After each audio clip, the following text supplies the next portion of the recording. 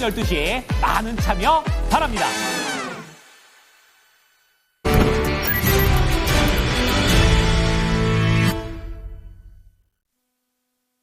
쓰리포인트입니다. 토마토 투자클럽의 김근우 전문가 만나보겠습니다. 안녕하세요. 네, 안녕하세요. 김근우입니다. 네, 이렇게 해가 지나서 만나 뵙게 됩니다. 지난주에는 또 2024년의 마지막 거래일이었는데 그때 상당히 좀 투자 관점에서 의미 있는 변화가 예고가 됐습니다. 그동안 강조해 주셨던 수주 산업에서 조금씩 좀 비중을 줄여보자라는 시선으로 얘기를 해주셨는데 그렇다면 어디에 주목하고 계실지 첫 번째 포인트부터 알아보겠습니다. 오늘 가져온 첫 번째 포인트, CES 2025의 개막입니다. IT가 정말 뜨겁습니다. 이렇게 또 강하게 다시 살아나는 흐름을 보여주고 있습니다. 이것이 어떤 의미가 있을지 그리고 CES를 기점으로 해서 계속해서 봐야 될 종목군이 있을 테고 일시적으로 또 차익 실현을 해야 되는 종목이 있을 텐데요. CES 모멘텀 어떻게 활용해 볼까요? 네, CS 키워드는 아마 오늘 하루 종일 우리 투자자분들이 다들 들으셨지 않을까라고 판단합니다. 특히 AI라든지 또 양자 컴퓨터라든지 또 첨단에서 들어가는 주요 키워드들은 아마 계속 등장을 할 텐데요. 이거를 좀 우리가 나눠서 봐야 될 필요가 있다. 특히나 국내 증시 같은 경우는 양자 컴퓨터 관련 종목들은 사실 없어요. 없는데 이제 테마가 형성이 됐고 수급이 형성이 됐기 때문에 이제 그쪽 타겟에서 또 트레이딩 뷰 보시는 분들도 있기 때문에 그런 지점들 좀 골고루 말씀을 드리는 포인트 한번 잡아보겠습니다. 먼저 양자 암호는요, 사실 저는 제가 개인적으로 추천을 드리는 섹터는 아니었습니다. 근데 워낙 키워드가 강했기 때문에 KCS부터 해서 엑스게이트, 뭐 파이버프로, 오늘은 파이버프로가 좀 대장으로 올라서면서 강하게 좀 상승을 해줬는데 이런 종목들은 이제 챙기는 단계로 저는 보셔야 된다라고 판단을 하는 게 이제 양자 암호 관련주 같은 경우는 제가 항상 말씀드리는 실적 베이스에 락바텀이 나올 가능성이 별로 없죠. 올라갔으면 조정받고 올라갔으면 조정받고의 꾸준한 우상향이라기보다는 급등 이후에 급락이 반복할 가능성이 굉장히 높은 섹터입니다. 게다가 이제 CES가 이제 개막을 하죠. 개막을 하게 되면은 재료 노출로 판단해야 되는 형태도 존재하기 때문에 들고 가셨던 보유주가 있는 분들의 영역이라고 저는 판단을 하고 갖고 있는 분들도 챙기셔야 되는 때로 좀 보셔야 되는 시점이 아닐까라고 저는 보고요. 그래서 이쪽 타겟보다는 이제 다른 쪽 타겟이 저는 좀 더 중요해 보이는데 우선 오늘 제일 중요했던 건 반도체입니다. 특히나 왕위기현이라고 할 정도로 삼성전자가 밑으로 좀 세게 올라왔고 물론 이보다 더 중요한 건 제가 이제 추천주로도 드렸고 지금 반도체에서 제일 중요한 건 하이닉스다라고 계속 말씀을 드리고 있거든요. 그래서 중심적으로 이제 하이닉스를 보셔야 되는데 이 두 개에 덧붙여서 이제 같이 움직였던 게 리노공업이라든지 PSK홀딩스 요 정도만 좀 같이 보고 이야기를 드리자면요. 대체적으로 변곡점이 있습니다. 삼성전자는 좀 논외로 놓고 보자라면은 지금 이제 오늘 형성된 가격이 다 이전 매물대에 좀 부딪히는 형태를 띠고 있어요. 그래서 물론 하락의 시기에 따라서 이전 매물대의 위치가 좀 차이가 있습니다만은 전반적으로 좀 유사한 형태를 띠고 있다라는 겁니다. 근데 이랬을 때 우리가 봐야 되는 거는 당연하겠지만 이제는 챙겨나가야 되는 방식으로 보셔야 되고 비중을 줄여놓고 나서 눈으로 확인하고 추가로 비중을 담던지 하는 게 보다 안정적이다라고 이야기 드립니다. 특히나 최근에 이제 거의 그런 적이 없었죠. 외국인 수급이 연속적으로 들어온다라는 지점이 오늘 좀 특이점인데 이렇게 좋을 때일수록 우리가 보통은 좀 보수적으로 보는 게 보통은 옳다라고 저는 좀 주로 이야기를 드리고 있죠. 그런 측면에서 판단한다라면은 반도체는 좀 챙기고 물론 전량 매도를 해야 될 정도로 뭐 안 좋은 거냐 그런 거 전혀 아닙니다. 더 좋고 저도 더 올라갈 것으로 판단을 합니다. 특히 SK하이닉스처럼 실적 빵빵하고 수출 좋았고 앞으로도 좋을 게 좀 뻔한 기업이에요. 그런데도 불구하고 시장 수급 그리고 시장 수급의 집중도가 지금 좀 갈리고 있죠.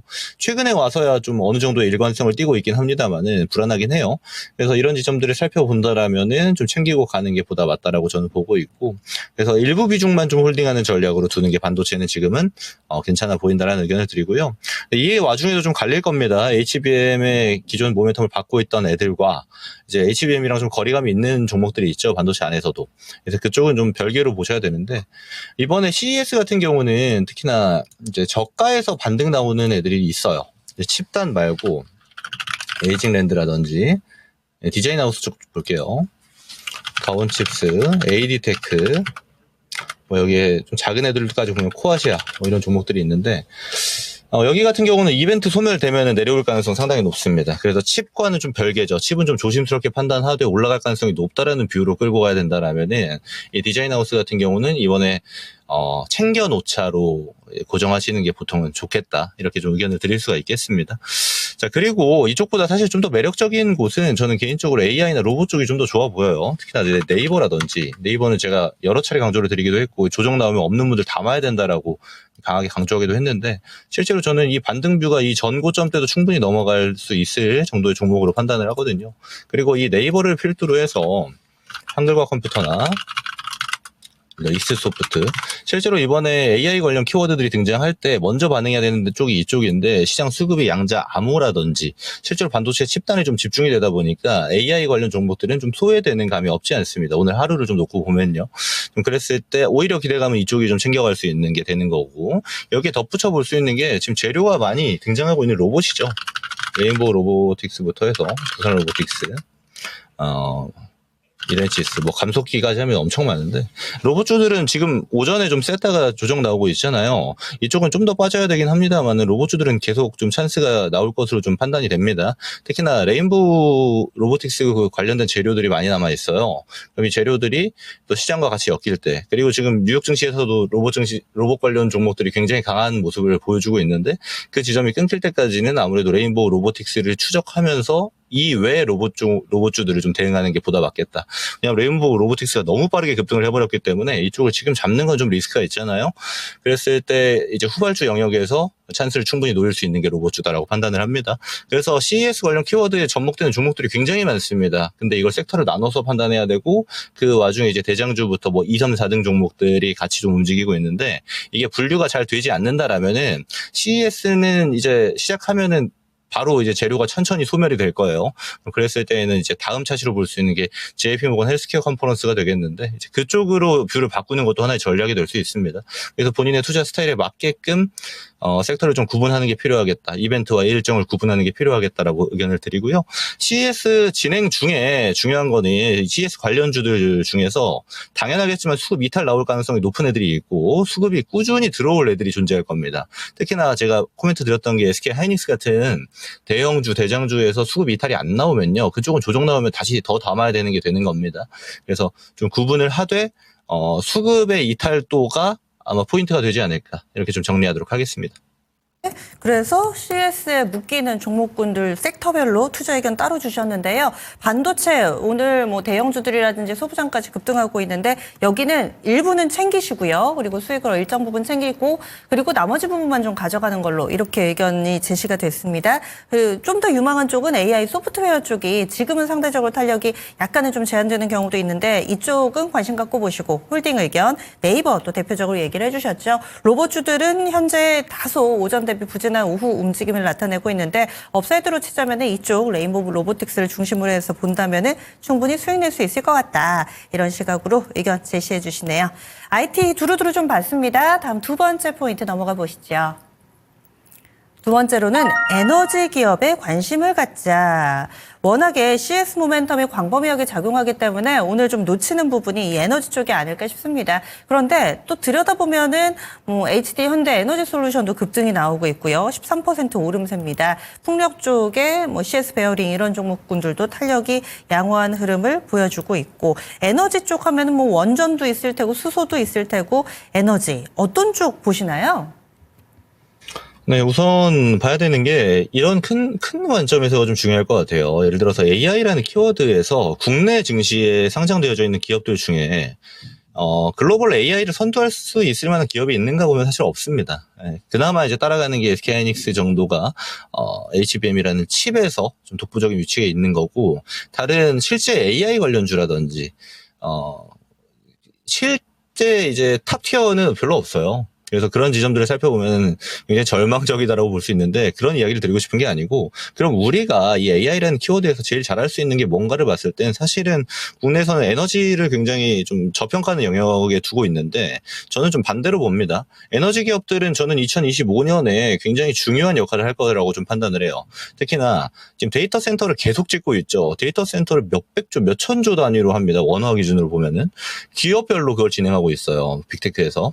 그럼 이랬을 때 텐데 실제로 그 데이터 센터가 갖고 있는 가장 큰 리스크는 결국 전력이 될 가능성이 굉장히 높고, 그러면 전력 설비나 에너지단은 우리 기업들, 우리 국내 증시에 상장된 기업들이 굉장히 잘하는 영역이거든요. 그러면 얘네들이 지금 스물스물 올라오고 있는데 저는 굉장히 괜찮다고 봅니다. 실제로 작년 2024년 기준으로 보면은 뭐 소폭 급등도 나왔긴 했습니다만 실제로 갖고 있는 모멘텀 대비해서 시세는 별로 안 나왔거든요. 그럼 이랬을 때 이 기업들이 찬스를 꾸준히 가지고 있다라고 우리가 판단을 해야 되고, 최근에 보게 되면은 이 전일자 증시로 보면 오클로라는 기업이 있죠. 샘 올트만이 투자하고 있고 SMR 기업입니다. 그리고 SMR 기업들, 그리고 대형 원전 기업들이 있죠. 컨스틸레이션 에너지 같은 기업들이 급등을 하고 있어요. 이거는 다른 의미로 보게 되면은 SMR 모멘텀이 끝나지 않았다, 원전 모멘텀이 끝나지 않았다라고 판단을 해야 되고, 중간중간 잡음은 있습니다. 미국도 탈원전 정책을 굉장히 오래 폈다가 최근에 와서 이제 돌리고 있는 상태이기 때문에 정책 단위로 해서의 어떤 벽이 생기기도 하고 하는데, 이런 것들이 좀 극복해 나가는 과정으로 판단해야 되는 게 맞고, 이랬을 때 제가 오클로를 왜 예시로 들었냐면, 오클로 원자로도 우리 두산 에너빌리티가 깝니다. 기자재도 국내에서 공급하고요. 그럼 그랬을 때 이 모멘텀 받고 있는 애들이 너무 싸죠. 그래서 저는 이쪽에 관심 무조건 둬야 된다라고 지금 판단하고 있는 거고, 물론 지금 CES라든지 JP모건 헬스케어 컨퍼런스처럼 단기 모멘텀, 단기 일정이 뭐 있거나 하는 건 아닙니다. 다만 개별적으로 가지고 있는 모멘텀이 뭐 끊긴 것도 아니고요. 제가 왜 이 얘기 드리냐면, 지금 정치 이슈 관련해서 국내 원전주들 같은 경우는 이미 과대낙폭에 들어와 버렸어요. 얘네들이 좋고 안 좋고를 떠나서 국내가 갖고 있는 개별 이슈를 가지고 평가를 받고 있는 형태라는 겁니다. 그래서 그런 것들이 조금씩 해소되기 시작하면 제자리를 찾아갈 테고, 제자리를 찾아가는 와중에 이제 모멘텀이 지속될 가능성이 높은데, 차트 보면서 좀 얘기 드리자면요, 두산 에너빌리티가 아무래도 대장의 역할을 할 거고, 한전 KPS나 한전 기술, 한전 산업, BHI, G2파워, 이 정도만 좀 보겠습니다. 원전 종목들이 굉장히 많은데, 보게 되면은 사실 다 많이 내려와 있어요. 다 최근에 이슈를 통해서 많이 내려와 있는데, 얘네들이 수급이 좀 가지런해지는 형태가 찬스가 될 가능성이 높은데, 저는 슬슬 나오고 있다라고 개인적으로 좀 보고 있습니다. 그래서 과거에 작년도 7월 정도를 기준으로 놓고 보면은 되게 유사한 형태로 움직이죠. 이런 게 상당히 긍정적이다라고 볼 수가 있는 건데, 11월 아니죠. 이쪽이죠, 이쪽. 자, 이쪽을 보면 상당히 유사한 형태로 수급을 받고 있는 걸 볼 수가 있을 건데, 그러면 이런 구조가 강한 수급이 들어가는 때에는 보면 이미 급등이 나옵니다. 그럼 그랬을 때 그 이전에 좀 유사하게 좀 가지런해지는 모습, 이런 것들이 굉장히 중요할 텐데, 저는 지금이 이제 그런 출발 시점이 되지 않을까라고 좀 보고 있고요. 추가로 보면은 이 원전뿐 아니고 같이 또 세게 내려온 게 트럼프 당선 이후로 신재생이 되게 많이 내려왔어요. CS윈드는 제가 이 작년 추석 특집으로 강의를 드렸을 정도로 굉장히 좋은 종목입니다. 특히나 이 블라트를 인수하고부터는 이 오스테드나 이제 베스타스 같은 글로벌 풍력 기업들과 협업이 거의 자연스럽게 되고 있죠. 게다가 풍력 단가도 지금 다 인정을 해주고 있어요. 이제 고마진을 남길 수 있는 구조로. 그래서 사실 업황 자체는 굉장히 괜찮은데, 정치 이슈에 좀 많이 둘러싸여가지고 세게 내려왔던 CS윈드라든지, 앵커님 이야기 주셨던 CS 베어링 자회사죠. 그리고 SK 오션플랜트나 이런 기업들, 풍력 관련 기업들도 지금 좋은데 불구하고 과하게 내려와 있는 기업들입니다. 그러면 에너지가 점점 더 중요한 키워드로 작용하게 될 때 당연히 올라오게 될 거고, 하나솔루션이라든지 HD 현대에너지솔루션, 이런 태양광 관련 기업들도 저는 괜찮아 보인다라고 말씀드릴 수 있는 게, 지금 보면은 증시가 이렇게 키워드들, 이슈들, 일정에 막 많이 작용하고 있어요. 그럼 그랬을 때 얘네 순서를 기다리는 것도 당연히 중요하고, 그 순서를 기다리는 와중에 우리가 봐야 되는 건 뭐냐면, 얘네들이 지금 어느 가격대에 위치해 있는가입니다. 좋은 모멘텀을 보유하고 좋은 실적을 갖고 있음에도 불구하고 너무 싸다라는 점, 이런 지점들이 아무래도 우리 눈에도 그렇게 들어올 건데, 특히나 이 빠져나갔던 외인 수급들이 들어오고 있는 와중에는 더 크게 작용될 가능성이 높다라고 판단을 하기 때문에 관심 있게 보시라고 이야기 드려보도록 하겠습니다. 네. 여기에 우리가 CS에만 오늘 하루 종일 이와 관련된 얘기들을 나누고 있는데, 이럴 때 또 그 저변에서 놓쳐서는 안 될 만한 부분까지 시야를 확대해 주시네요. 에너지 관련된 종목군들 계속 보자 얘기해 주셨네요. 다음 마지막 포인트 넘어가겠습니다. 마지막으로 세 번째, 고환율 수혜주입니다. 지난주 이 일부 종목군에 있어서는 좀 수익을 챙기고 가는 게 좋지 않겠느냐라는 시각에서 기존에 뭐 고사인에서는 약간씩 이제 좀 스탠스가 바뀌고 있다라는 느낌을 받습니다. 그렇다면은 현재 시점에서는 어떤 의견 주실지 확실히 연말 연초에 이쪽이 좀 잠잠하기는 하거든요. 분석해 주시죠. 네, 자세히 보면요. 사실 조선, 방산, 전력설비 이 세 개를 제가 고환율 수혜주로 좀 강하게 여러 차례 이야기를 드렸었는데 이쪽은 조정이 나오면 찬스다. 계속 그렇게 보셔야 된다. 그리고 들고 있는 분들은 챙기면서 봐야 되는 시점이다. 이 뷰는 저는 바뀌지 않습니다. 지금 레벨에 와서도 지금 사야 되는 시점이냐 보면 전혀 아니죠. HD 현대중공업을 필두로 해서 예를 들어 하나오션이나 특히나 지금 MRO가 계속 주요 키워드로 작용하고 있기 때문에 이 두 개의 기업이 더욱더 고평가를 받을 겁니다. 그래서 타겟하게 되면 이쪽이 중심이 될 건데 삼성중공업 이 세 개만 좀 놓고 보자라면은 지금 똑같아요. 조선은 지금 어차피 못 삽니다. 근데 우리가 큰 방향에서 보면은 어차피 수급은 정해져 있는데 이게 이 섹터로가 A로 갈 거냐, B로 갈 거냐, C로 갈 거냐의 싸움으로 지속이 되고 있거든요. 지수가 이제 연이어서 올라와서 그렇지 실제로 보게 되면은 수급도 좀 갈립니다. 그러니까 A가 올라갔다, B가 올라갔다, C가 올라갔다 구조를 가지고 있는데 그럼 그랬을 때 조선의 이제 순서는 지나갔죠. 최근에. 그래서 많이 올라갔음에도 불구하고 이제 각광받고 있는 거는 당연하니까 좋다라는 건 누구나 알고 있다는 관점으로 보셔야 되고요. 얘는 좀 내려오면 봐야 됩니다. 들고 계신 분들은 지금도 저는 여전히 이제 매도로 좀 봐야 되는 일부 비중이라도 수익 실현해야 되는 자리로 좀 판단을 하고 있고요. 이게 제가 지난주에 이야기 들었던 게 중기 피크아웃 이런 이야기 드렸어요. 중기 피크아웃 한번 찍히게 되면은 생각보다 좀 쉬어가는 기간이 나올 수가 있습니다. 근데 제가 이렇게 얘기하면 설명이 좀 어려운데 예를 들어 실리콘2 같은 기업 볼게요. 이제 한번 6월에 들어서 작년 6월 기점으로 54,000원 찍죠. 11월까지 쉬어갑니다. 이런 구조가 나올 수가 있어요. 그 다음 방향 잡을 가능성이 높은, 그러니까 기간 조정이 길어질 수 있다는 의미로 판단하시면 되고, 실리콘2를 제가 뭐 사라고 말씀드리는 건 아닙니다. 그래서 조선주는 충분히 그럴 가능성이 있습니다. 왜냐하면 슈팅 자체가 단기간에 굉장히 강하게 나왔어요. 특히나 우리 지수 레벨 입장에서 보면요, 지수는 내려가는데 조선주는 슈팅이 나오는 구조였기 때문에 지수가 올라가는 구조에서 다른 종목들이 수급을 좀 끌어당기게 되면은 조선주가 생각 외로 좀 소외를 받을 수가 있다라고 판단을 하셔야 되고, 그래서 챙기고 나서 내려오면 다시 봐야 되는 그런 섹터로 좀 보셔야 됩니다. 근데 물론 세게 빠지지 않을 거예요. 얘네들이 막 급등급락하는 종목들처럼 올라갔다 막 반토막 나고 뭐 그런 구조로 갈 가능성 거의 없습니다. 적당히 내려가면 사야 되는데, 그래서 그 시기가 도래되는 거를 좀 기다리는 게 좀 필요할 거고, 조선주랑 방산주는 또 입장이 다릅니다. 제가 이따가 코멘트도 드려야 되는데, 하나 에어로나 LIG 넥스원 현대로템 이쪽 보면요, 조선주랑 입장이 다른 건 뭐냐면 얘네는 조정을 받고 올라온 거죠. 그리고 걔네는 기간 조정이 아니고 세게 가격 조정을 받아버렸어요. 그래서 구조 자체가 좀 다릅니다. 그래서 제가 이 방산 쪽도 좀 챙기면서 보시라고 이야기는 드려요. 왜냐하면 이렇게 지수가 안 좋을 때 좋았던 애들 같은 경우는 지수가 좋아지는 구조로 가면 오히려 반대작용이 나오는 때가 굉장히 많습니다.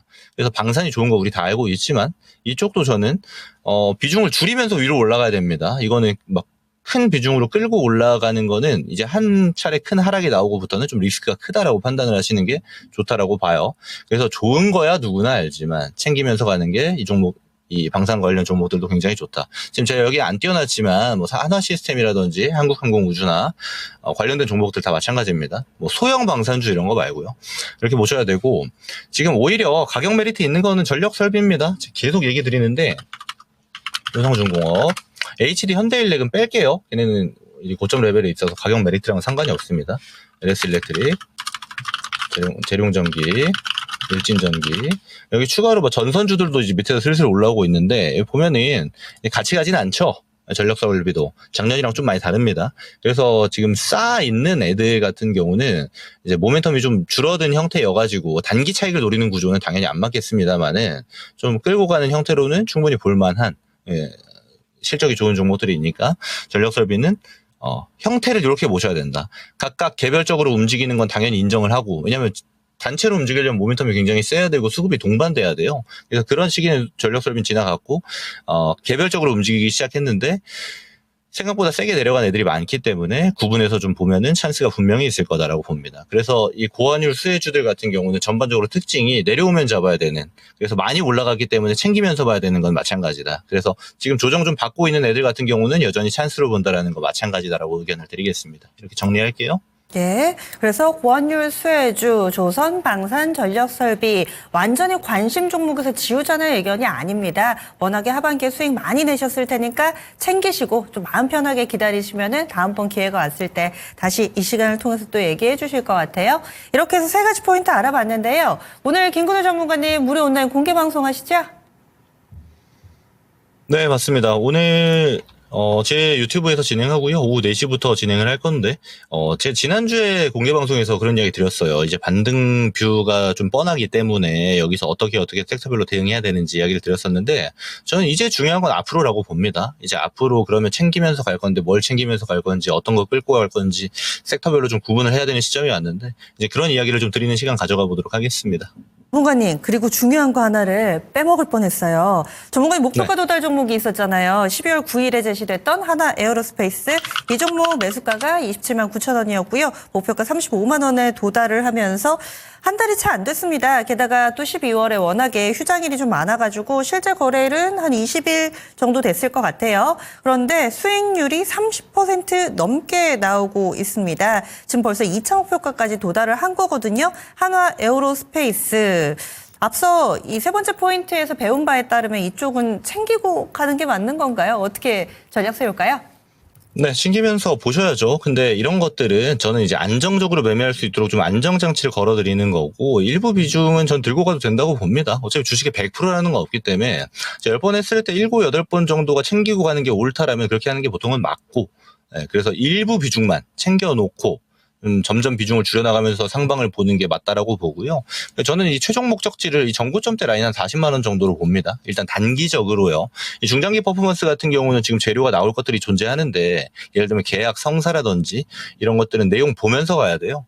그래서 이제 다음 목표가는 40만 원까지 제시해 드리고요.